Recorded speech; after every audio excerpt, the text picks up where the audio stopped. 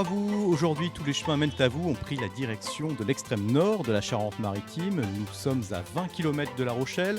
Nous sommes sur une commune limitrophe de la Vendée et des Pays de la Loire. Nous sommes sur les ports de l'Aunis, en plein marais poitevin. Bienvenue à Maran, commune de 4500 habitants. Et dites-moi, alors, votre association, elle consiste en quoi exactement ? Elle consiste à préserver le patrimoine de Maran, ce qu'il en reste, parce qu'il n'en reste plus beaucoup. Nous avons eu quand même pas mal de démolitions par des mairies successives. Et même, ça a commencé sous Richelieu quand il a fait raser le château de Maran. Et aussi de faire connaître le passé de Maran. Alors justement, parlez-nous un peu de ce passé. Et donc, pour ceux qui nous regardent, il faut savoir qu'il y a la Sèvre niortaise qui traverse Maran. Parlez-nous un peu aussi de tout ceci. Donc, le premier pont qui permettait de venir du Poitou, puisque de l'autre côté de la Sèvre, on rentre dans le Poitou, et en Aunis, se trouvait vers le marché. On expose, on écrit, on fait des conférences sur des sujets quand même historiques mais divers.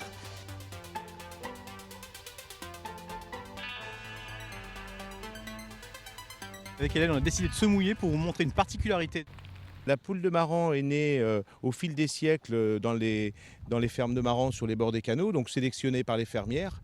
Je dirais entre le XIIe et le XIVe siècle, les marins ports de commerce, donc des coqs combattants arrivaient sur les bateaux, donc des coqs asiatiques et des coqs anglais. Et la sélection des fermières a fait qu'elles ont toujours sélectionné, vous voyez, ce très bel œuf extra roux. Et de la poule de Maran, c'est qu'elle a dans l'oviduc une glande qui dépose la teinte au moment de la ponte, ce qui fait que si on gratte l'œuf, on enlève complètement la couleur de l'œuf. La poule de Maran est une artiste en fait, tout simplement. Elle dépose sa petite teinte au fur et à mesure sur sa coquille. Nous allons avoir donc en septembre 2019 la création d'un poulailler donc, mis en place par la municipalité et avec un partenariat avec le Maran Club, d'un poulailler conservatoire où nous retrouverons les 13 variétés de poules de Maran. Les gens pensent que la Maran elle est noire et en fait on a 13 coloris. Vous avez de la blanche comme là-bas, vous avez de la fauve à queue noire, vous avez de la coucou, de la froment. On a 13 coloris de poules de Maran. Alors justement, j'ai l'impression que même la pluie ne les arrête pas, vos poules. Alors la pluie ne les arrête pas, je dirais que la poule est relativement marrante. La Maran, on dit souvent qu'elle est une coureuse. Quand on ouvre le bâtiment le matin, là il fait un peu mauvais, elle part tout de suite courir. Un petit peu, ouais, vous êtes gentil. Un peu mauvais, oui. Il fait pas très beau, en effet. Mais la Maran est une coureuse et c'est vraiment une poule très agréable, passionnante, avec je dirais sa typicité, ses plumes aux pattes, ses œufs couleur chocolat. Enfin, Mais le jaune est bien jaune. Le jaune est très jaune. Nous terminons notre balade aujourd'hui ici à l'abri dans le bateau Tahar de Pascal et nous allons rejoindre Daniel qui, comme Pascal, qui est avec nous, habite le port de Maran. Le port de Maran, c'est toute une histoire. Pour moi, c'est un port fantastique parce que c'est la limite entre le maritime et le fluvial. On a des rayons de soleil et des moments absolument fabuleux.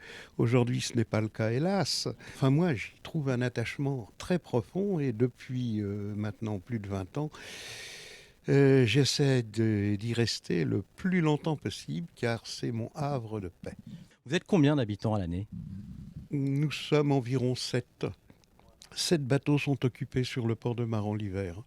Certains sont des familles, d'autres des célibataires endurcis. Mais nous recevons beaucoup d'amis parce que la chance d'avoir un bateau, c'est l'attractivité complète. Entre le côté maritime et le côté fluvial, c'est ce qu'il y a de plus beau. Remonter cet estuaire ou le descendre en bateau, peu importe. Moi, c'est un moment de connivence entre la terre et la mer où le tout se mélange. Donc il faut faire très, très attention quand on navigue. Remonter ou descendre l'estuaire, c'est quelque chose qui se mérite. Ça demande de l'attention, de la préparation. Et venir à Maran, là, c'est le rayon de soleil et c'est l'embellie permanente. Tous les chemins à Maran, c'est terminé. Avec Hélène, nous allons nous mettre à l'abri et surtout reprendre la route vers de nouvelles découvertes. À très bientôt sur Noah.